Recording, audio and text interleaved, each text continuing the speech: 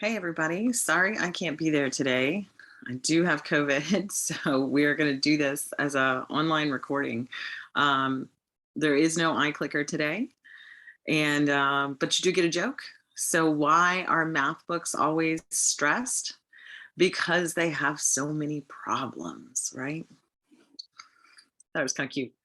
We're doing a lot of math today, so make sure you have your in-class problem packet because that's what we're going to work from, and we'll finish the chapter today.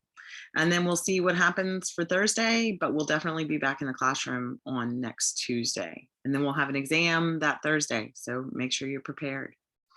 Okay, so based on your experience, which of the following is more or less dense than liquid water? When we talk about water, what we're really talking about is density, right? Is it going to sink? Is it going to float? And so these you can really do pretty easily. All you got to do is kind of think about it. So will a paper clip sink? If it sinks, then it's going to be more dense than water. If it floats, then it's less dense. Table sugar. So if you pour sugar into your drink, what happens? It sinks to the bottom. So it is more dense. And then ice floats. It's the only substance in a solid form that actually floats in its liquid form. It's actually really insane. So this is less dense. And we'll talk so much more about water later, I promise. Okay, next, calculate the density in grams per milliliter of 2 liters of gasoline that weighs 1.32 kilograms. So here you have to remember density is equal to mass over volume. So I like to remember this as I'm going to the DMV. Density is mass over volume. So that's kind of how you can remember that. And density is always going to be in units of grams per milliliter. So it makes it really pretty easy, this calculation. So what we want to know is plugging in mass. So if we come over here, we got 1.32 kilograms in 2.0 liters. Okay, so we have a little bit of a problem here because I'm being asked for grams per milliliter, but I'm given not grams per milliliter, but kilograms per liter. So you actually have to convert those numbers. So if I convert 1.32 kilograms, so remember, this is dimensional analysis. This is where you take that equivalent relationship. So if I can go back, let's see if I can switch to my exam resources. So here's my units from my best friend, right? Kilo means 1,000 times more than the base. And this one we're talking about kilogram. So my relationship here is I'm saying that I have 1,000 grams in 1 kilogram. So you have to be able to pull that equivalent relationship out of your best friend. Okay, so let's switch back. Okay, so let's plug that in. Oops. Let's plug that in. I said kilograms has to go on the bottom because kilograms cancel. Grams has to go on the top. Why does it keep doing that? Grams go on the top. And so what did I say my equivalent relationship was? It was 1,000 grams in 1 kilogram. Okay, so what do I have to do? I have to put this gram in here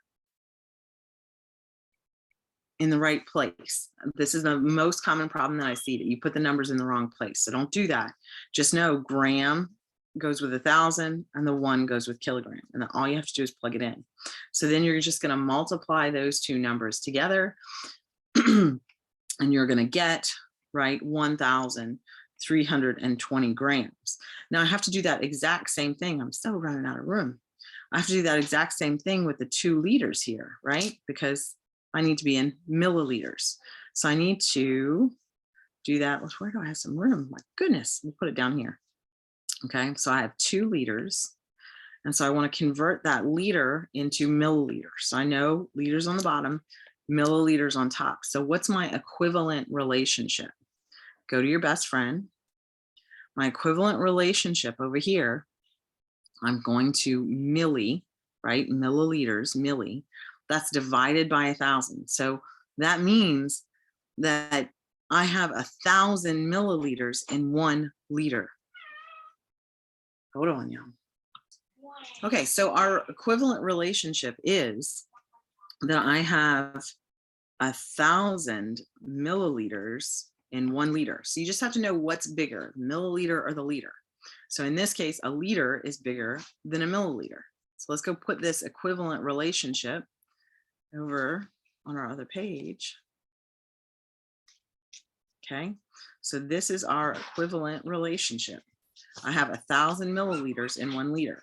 So I put my 1,000 with my milliliters and I put my 1 with my liter. I get 2,000 milliliters. So now I can go in and I can redo this density equation. And I can say, okay, I have 1,320 grams divided by 2,000 milliliters. And if you do that math, let me scooch this over a little bit. So if we do that math, what we're going to end up getting is 0.66 grams per milliliter. And we're giving our answer in the units that are looked for. And I have 2 sig figs and 3 sig figs. So my answer should be 2 sig figs, and it is. So I am all good. Okay, so now let me erase this.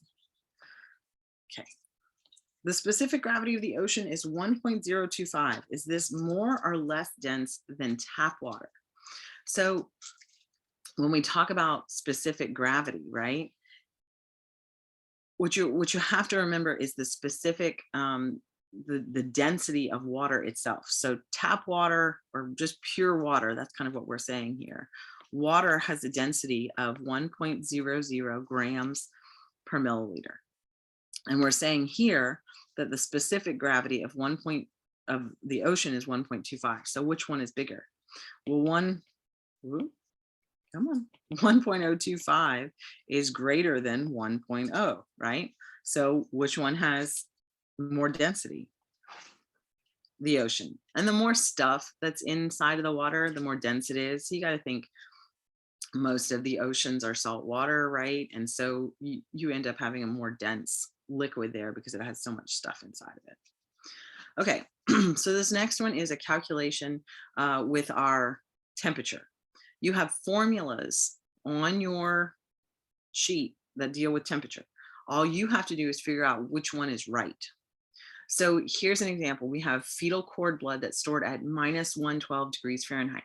We need to change that temperature to Kelvin. Most people don't use Fahrenheit. Only common people use Fahrenheit. Everybody in science uses either Kelvin or Celsius. And so what we want to do, I like to kind of write myself what I'm going to do. I'm trying to go from degrees Fahrenheit to Kelvin. So let's go to our best friend and let's see if we can do that. So up here, I have some formulas here. And I want to go, remember, from degrees Fahrenheit, I want to go to Kelvin. Okay, so when I look at these formulas, what I see is that I have a formula that will take me from Celsius to Fahrenheit, but that's not exactly what I want. Then I have one that'll take me from Fahrenheit to Kelvin. I'm sorry, to Celsius. That's the little c is Celsius. So big F is Fahrenheit, then little c is Celsius, and then big K is Kelvin. C-E-L-C-I, Celsius, no O, just US and Kelvin. Kelvin, okay. So I have something that will take me from Fahrenheit to Celsius, but that's not what I want. I want Fahrenheit to Kelvin. Well, here I have one that'll take me from Celsius to Kelvin. So what I'm going to end up having to do is to go from degrees Fahrenheit to degrees Celsius to Kelvin. Okay, so that's okay. It's not a big deal. It's just another step. So what we're going to have to do is we're going to have to use these two equations right here. So it's all about finding out which equation you need to use, and then plugging in and using those formulas. Not a big deal. So let's go back and let's do that. So now we're going to do Fahrenheit to Celsius and then Celsius to Kelvin. You can do this. Okay, so let's do our formula that will take us first from Fahrenheit to Celsius. So that was degrees Celsius is equal to our degrees Fahrenheit minus 32, right, degrees Fahrenheit, times 1 degree Celsius over 1.8 degrees Fahrenheit. So if we plug in our values, we're solving for degrees Celsius. Degrees Fahrenheit, we're told that is stored at minus 112. Ooh, pretty cold. Degrees Fahrenheit, right? Minus 32 degrees F times 1 over 1.8 degrees Celsius. Okay, so when you plug this in to your calculator, what you're going to get is if we take negative 112 minus 32. So you're adding basically two negative numbers together. So you're going to get a bigger negative number. So that is negative 144, negative 144. Now we still have to worry about this stuff over here. So times 1 over 1.8. So what does that end up being? And let's look at our units here. I forgot to put in my units. It's my COVID brain. Okay, degrees F, and this is degrees C, this is degrees F. So really what this is showing you is the same thing as dimensional analysis, right? It's the same exact thing. So my Fahrenheit cancels and I'll end up with degrees Celsius. So my degrees Celsius is equal to negative 144 divided by 1.8. And when I do that math, I get negative 80 degrees Celsius. But am I done? Not quite. I have to go and get Kelvin. So now I need my formula that will convert from Celsius to Kelvin. So Kelvin is equal to degrees Celsius plus 273 degrees Celsius. Okay. So Kelvin is equal to, what do we get over here? Minus 80 degrees Celsius plus 273. And our Kelvin is equal to, so here we have negative 80 and positive 273. So it's really 273 minus 80, and you get 193 Kelvin. Okay. All right. Now, energy. When we talk about energy, there are different kinds of energy. And so when we talk about things that we eat and things that we do, there are potential energy. So like if I have a hamburger, right? Before I eat that hamburger, all that hamburger is potential energy. But once I eat it, it all turns kinetic because I'm using that energy to make cells or do things, that kind of stuff. So you also have physical kinetic energy. So if you have a little child and they climb up to the top of the slide, they slide, they stand at the top and then they slide down. What happens? Well, here's my little slide, right? And there it is. So as this kid is, here he is, let's make him happy, right? If I could put a smile.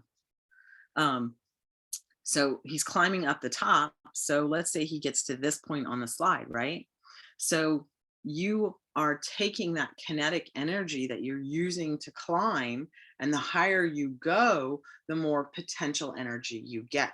So as they are climbing, as they are climbing, kinetic is converted and be converted to potential, because the higher they are, so let's say they're at the top, right? They go from climbing to at top. Once they get to the top and they stop, do they have any more kinetic energy? Are they moving anymore? No. All they have left is potential energy. All potential energy. Okay, now, once they go slide down, right? So they start at the top, they have lots of potential energy. And by the time they get to the bottom of the slide, they have no more potential energy. They have all kinetic, right? So as they slide down, that potential energy is converted to kinetic energy, right? And there you go.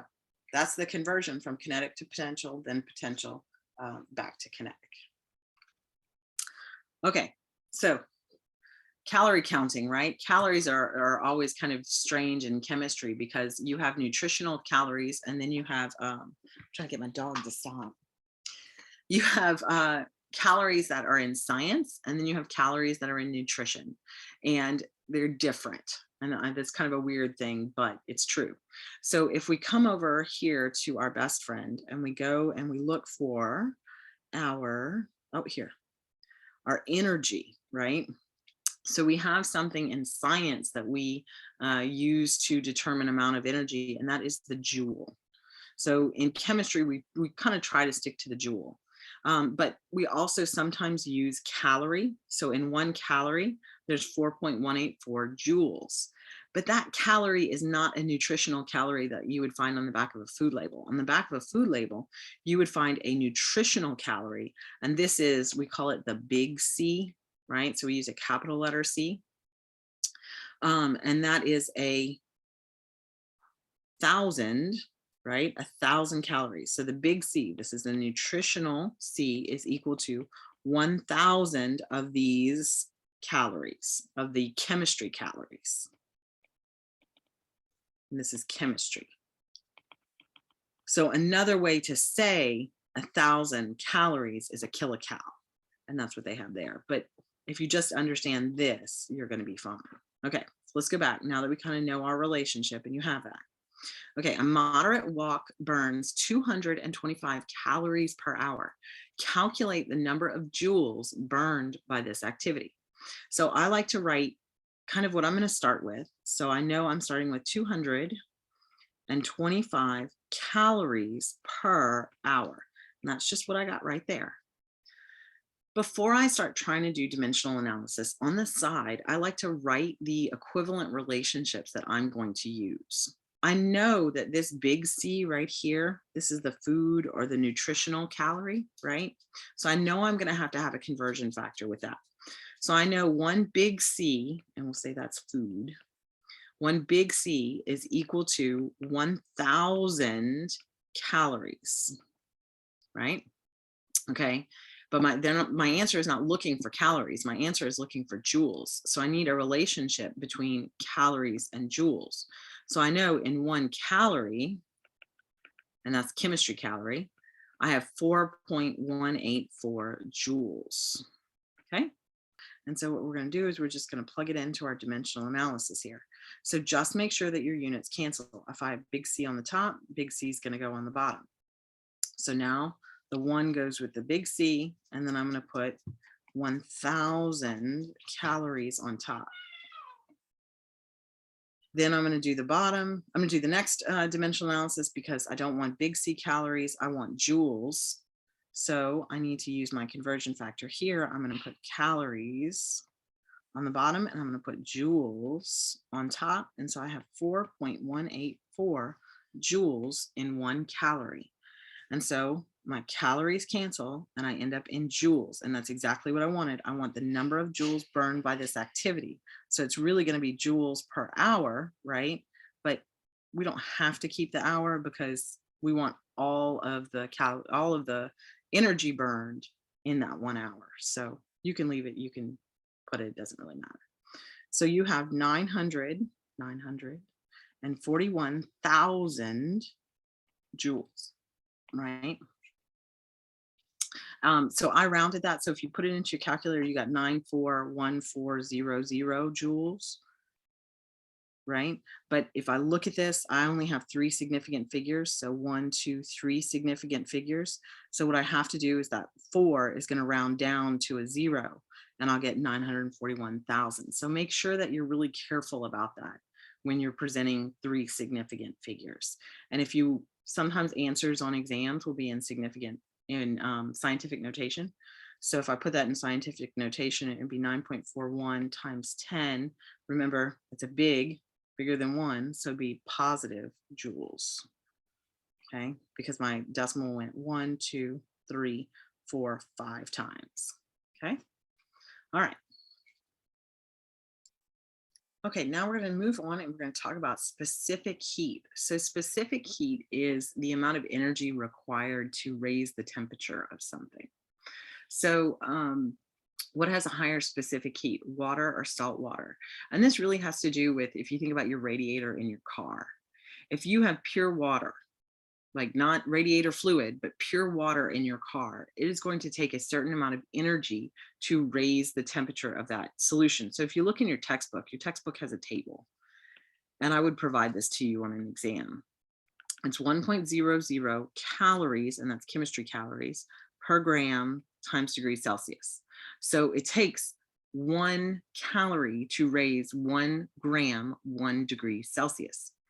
So the question is, what happens when we add water to that? Is it easier or is it more difficult to basically boil the water? And so if you think about your radiator, you put antifreeze in there, and antifreeze has lots of different things like salts inside of it. And those salts raise the specific heat of the substance, and therefore it would have to get hotter in order to evaporate. And that's exactly what we want, because we don't want all the coolant fluid leaving the engine, right? Then it's not going to cool the engine. So the more stuff you put into water, the higher the specific heat is. And if you look in the table, you have salt that has a specific heat of 0.21 calories per gram degree Celsius. So basically what you're doing is you're adding the specific heat of the two substances, because you're adding the two substances together, right? So it's going to take more heat in order to boil that salt water. So the same thing is true about, like, if you're boiling a pot of spaghetti, right? So a lot of people salt the water and they say, oh, it boils faster. It doesn't actually boil faster. It actually boils at a higher temperature. So you require a higher input of energy in order to boil that same amount of a substance. Okay, indicate if each of the following describes a solid, a liquid, or a gas. So remember kind of your definitions of solid, liquid, and gas. And it's really the definitions, right? So if you're a solid, you have a fixed volume and you have a fixed shape. Everything is fixed for you if you are solid. If you're a liquid, then what you're going to do is you're going to have a volume, right? So if I have a glass of water and I pour it into a bowl, it's still going to be the same amount of water, but it's going to be in a different shape. It was really tall and now it's more flat, right? And if it's a gas particles are really far away from each other, right? And they zoom around at a much faster pace than anything in liquids or solids, right? So as we go from solids, liquids to gas, those particles get farther apart and they move faster. So this state of matter has a definite volume, but takes the shape of its container. That is describing a liquid. The particles of this state of matter are so far apart, they do not interact with one another, and that is in a gas. That's where they're the farthest from each other. Okay, so now we're going to be measuring matter. So we're going to talk about precision and accuracy. So when we talk about precision and accuracy, it's important to understand the definitions. So here we are, 1.52. First thing we're asked about is precision. So before I look at the data, I want to know what is precision. Precision is, are all the values close together, right? If something is accurate, accuracy is, did you get the goal? Did you get the accepted value, right? So if I'm looking for something like the density of water, I know the density of water, the accepted value is 1 gram per milliliter. So if I get 1.00 gram per milliliter, I have really great accuracy. But if I get 1.00 and then I get 0.9, ooh, that's pretty off, right? So I wouldn't have really good precision. So let's look at these values and let's kind of make some decisions. We measured volumes of a known volume of 100 milliliters. So this is our accepted value. We know we're working with 10 milliliters of water. This is our goal, right? So in the first column, all of these were measured with a graduated cylinder. So we got 10 milliliters, 9.5 milliliters, and 10.5 milliliters. Gosh, that's pretty close, right? These are close together. So that tells me that this data is very precise. And then if I use this data in order to calculate the goal, all you have to do is add them up and divide by 3. So an average, right? So 10 plus 9.5 plus 10.5 divided by 3, the average is equal to 10. Right? So I'm actually also very what? I'm very accurate. because I got the accepted value, and that accepted value was 10.0. Okay, so I know these volumes are accurate and precise. Now I look at my volumes that are measured with a beaker. It's the same amount of water. It's still 10 milliliters of water. But when we pour it into a beaker and we look at the measurement, here we're guessing it's 12. Ooh, that's kind of off, right? Ooh, 8. Oh, that's very off, right? That's pretty far away from each other. And then a 9. So these values here are far from each other. So they are not very precise at all. Now, if we average them, 12 plus 8 plus 9, what are we going to get? So 12 plus 8 plus 9 divided by 3. Well, you're actually going to get the average of 10 milliliters. So it actually is close to the goal. So you could say that this is accurate,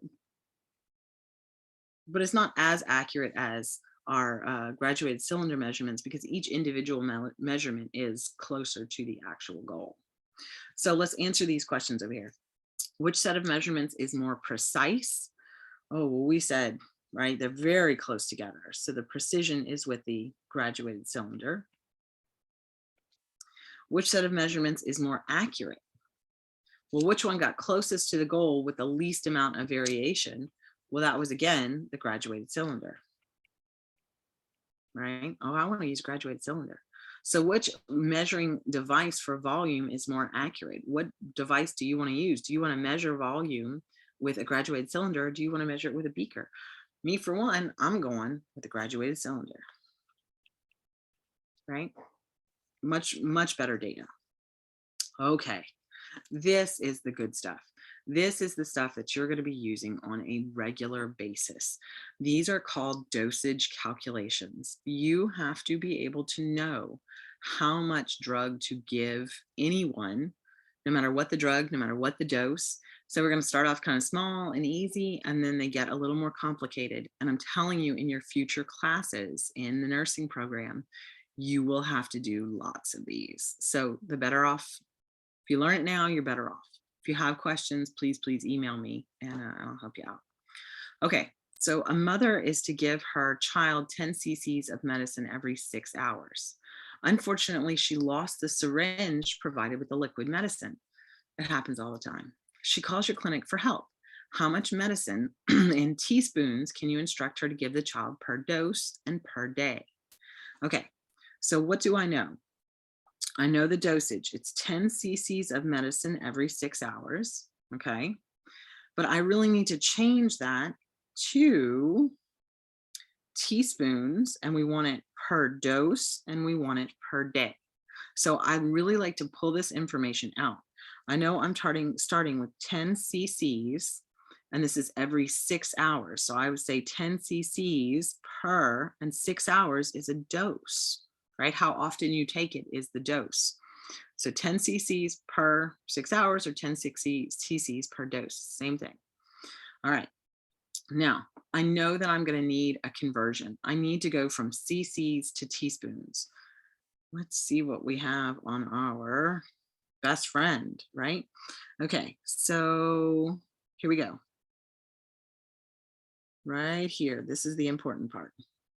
So 1 cc is the exact same thing as 1 milliliter. So anytime you see cc, you can just think milliliter. And here we have 5 milliliters is equal to 1 teaspoon. So this is the relationship that I'm going to use. But instead of saying 1 teaspoon is equal to 5 milliliters, I'm just going to say 1 teaspoon is equal to 5 cc's, because I know that 1 milliliter is equal to 1 cc. So if I have 5 cc's, cc's goes on the bottom, teaspoons goes on the top, 1 and 1, right? My cc's cancel. That's 5 teaspoons, right? Oh, I'm not teaspoons. Oh my goodness, y'all. Milliliters. Hello. Milliliters, 1 milliliter and 1 cc. So that's why I can just, whenever I see cc, I can just replace it with milliliter and vice versa. Okay. So let's go back here. All right. So I'm going to put my, let's put it over here. Let's put my little conversion over here. 1 teaspoon, TSP, is equal to 5 cc's. Okay, that's the conversion factor that I know I want to use. So I'm going to use that in my dimensional analysis. What do I put on the bottom? Whatever's on the top that I want to get rid of. So I'm going to put cc on the bottom. And then I need to convert that to teaspoons.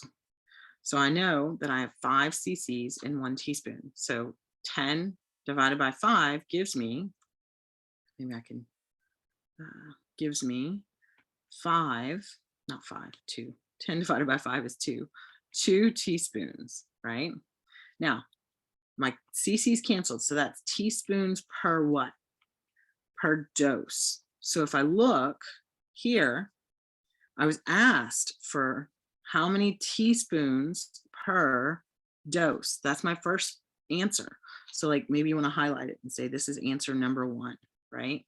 But we can keep going because we have to know how much per day as well. So that's our second little answer, right? So I'm starting now with 2 teaspoons per dose. Well, how many teaspoons per day?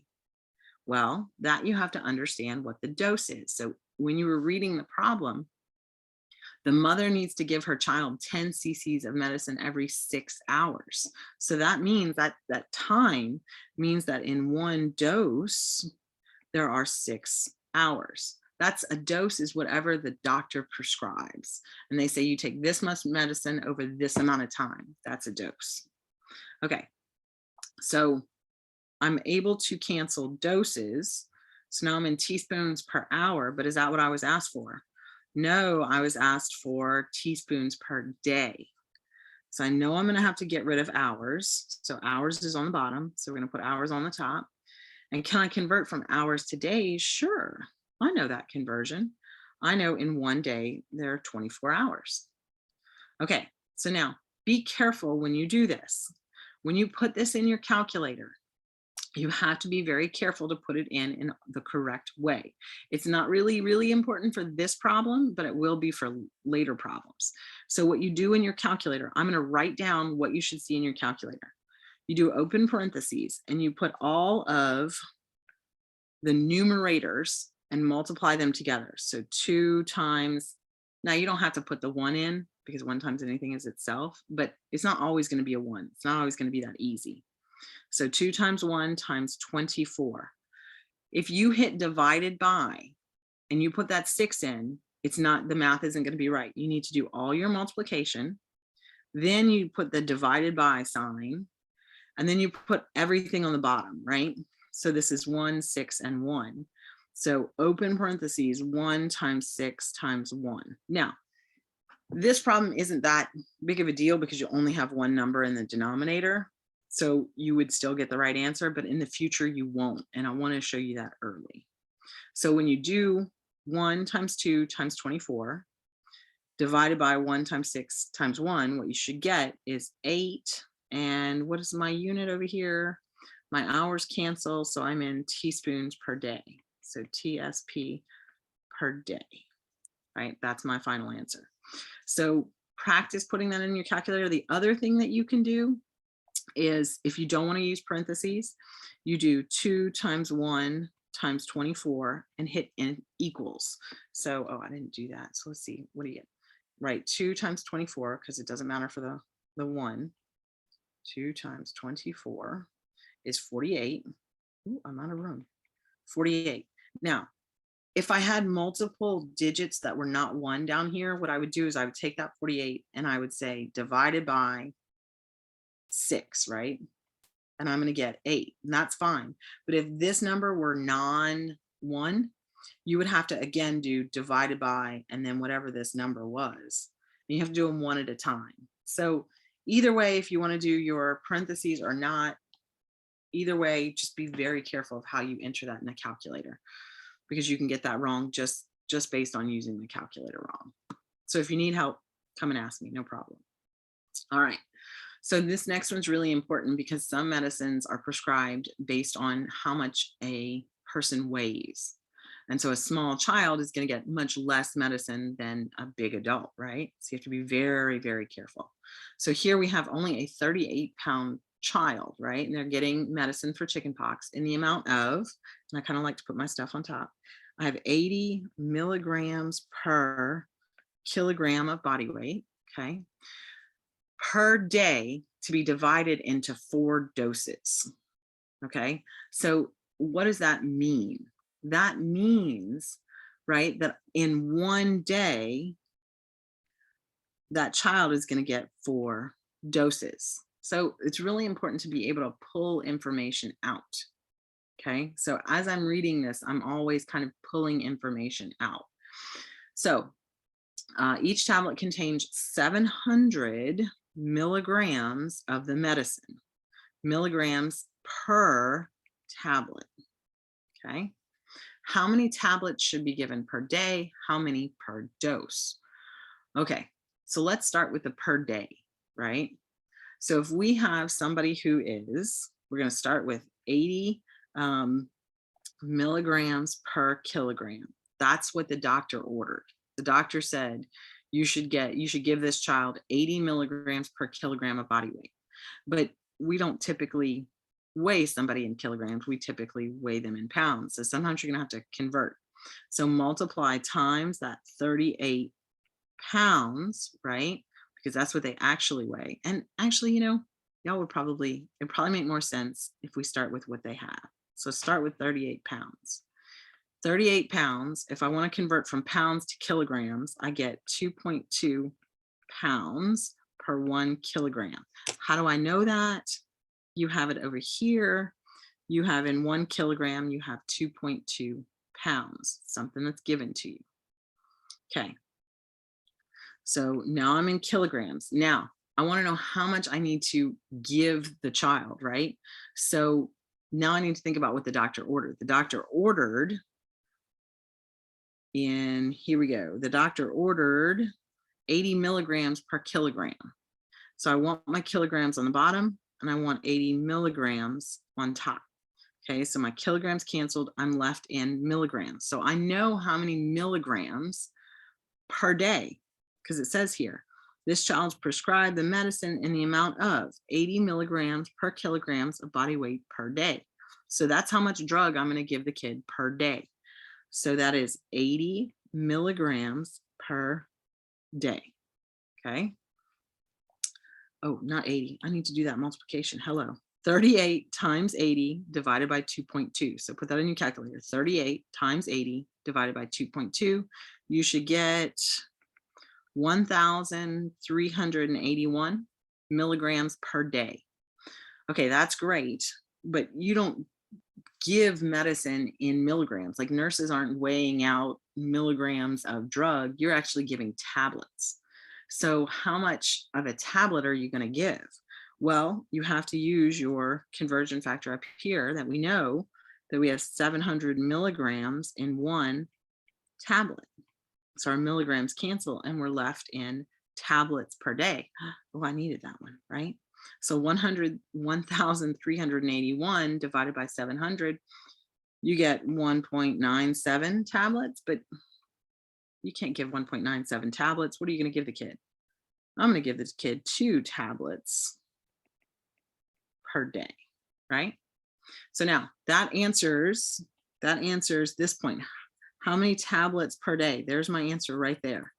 But now my question is, how many tablets per dose?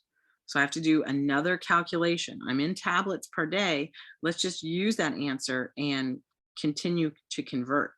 So I want to know how many tablets per dose. So all I have to do is convert what's at the bottom. So I need to get rid of days and I need to go to doses.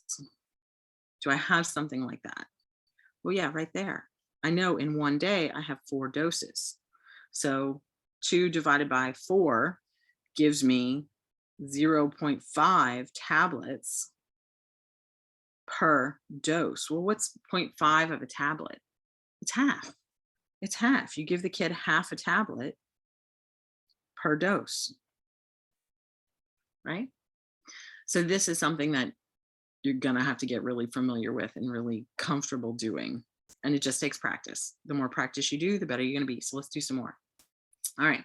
A child must take 10 milliliters of cephalexin, an antibiotic, by mouth 2 times a day for 10 days. The solution provided is a 50 milligram per milliliter solution. How many milligrams will the child have taken when the course of medicine? Okay, so we're being asked how many milligrams will the child have taken when the course of medicine is over?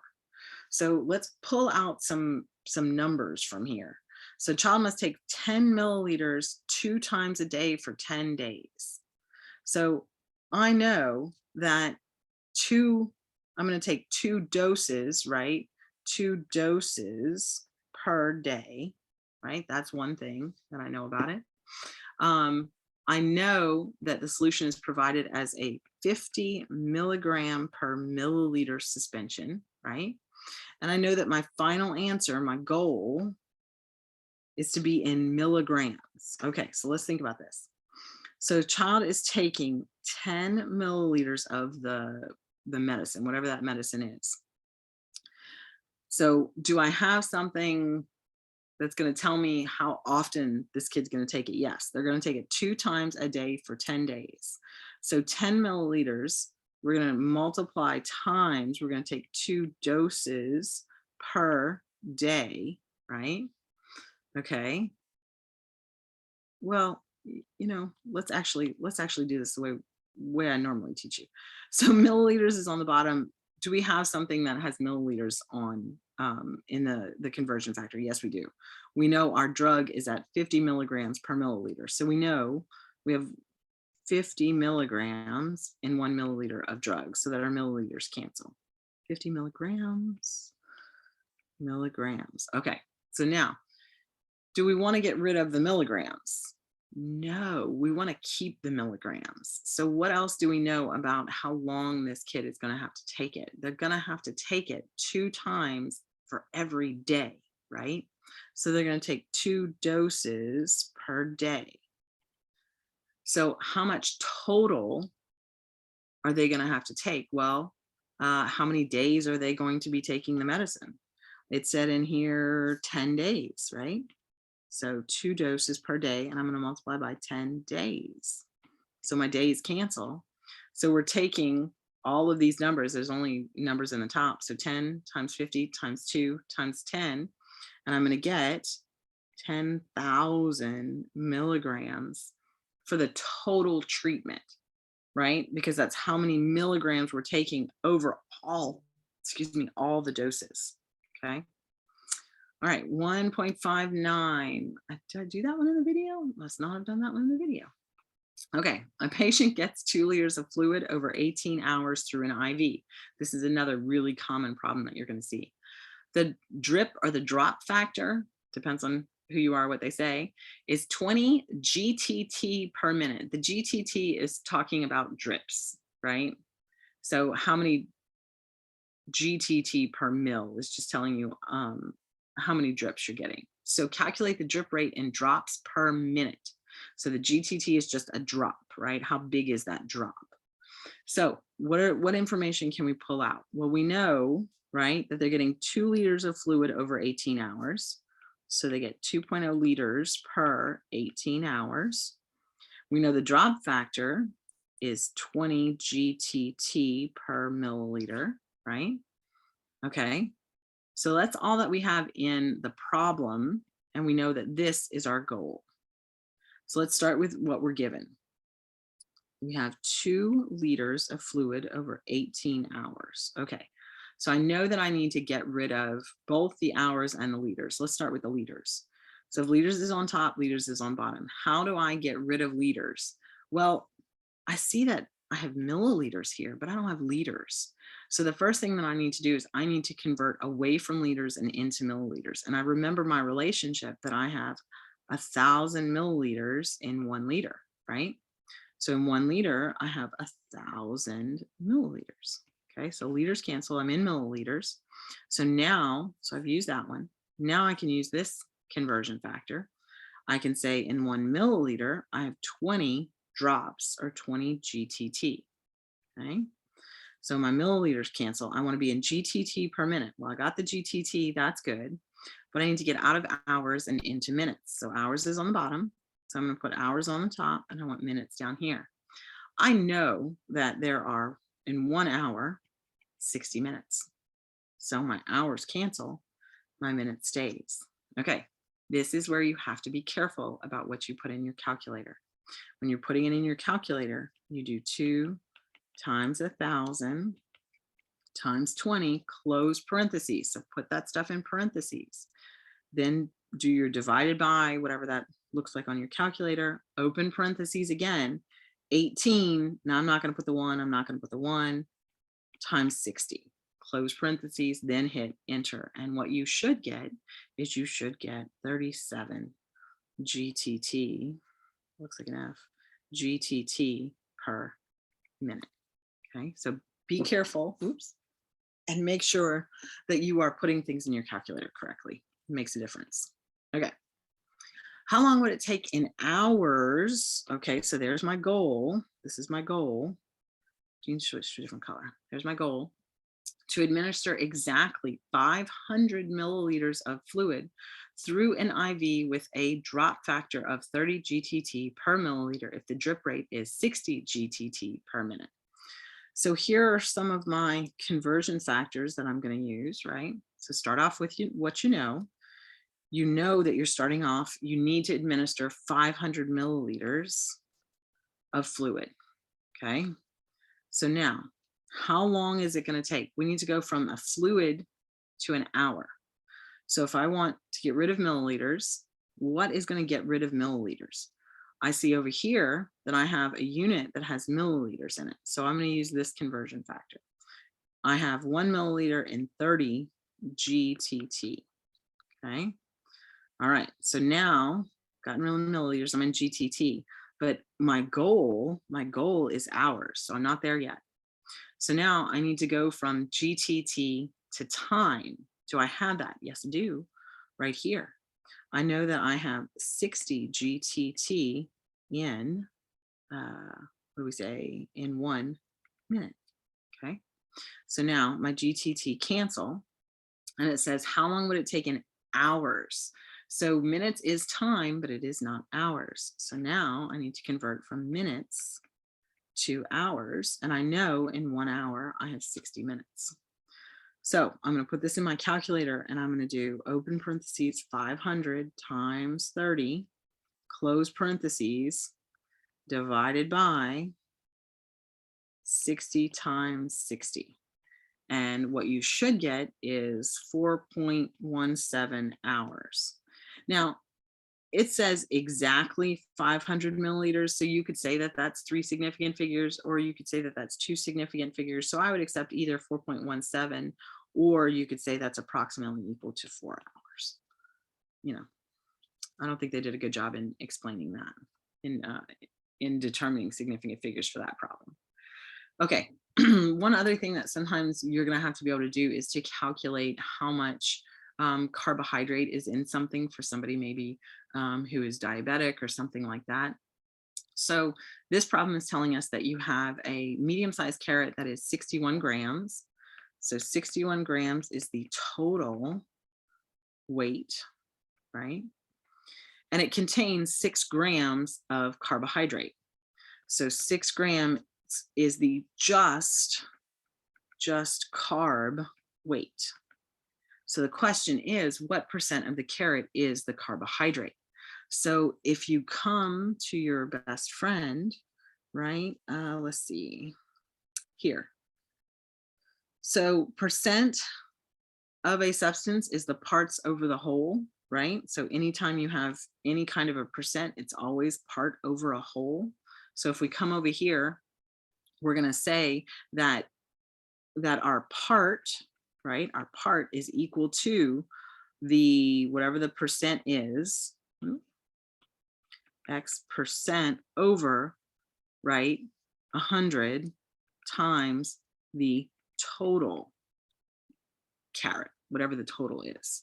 So let's plug this in. So we know 6 grams is the part. We don't know what the percent is. So that's X. And then we know the total is 61 grams. That's our total. So what do you have to do? I just do my if I'm multiplying by it, now I divide. So 61 is being multiplied, 100 is being divided. So I'm going to multiply. It cancels, but what I do to one side, I have to do to the other. So I'm doing 100 over 61, and that gives me some percent, right? X percent. So that is going to give me 9.8%. And that 6 grams up here is really one significant figure. So you really get 10%. Okay. And that is the end.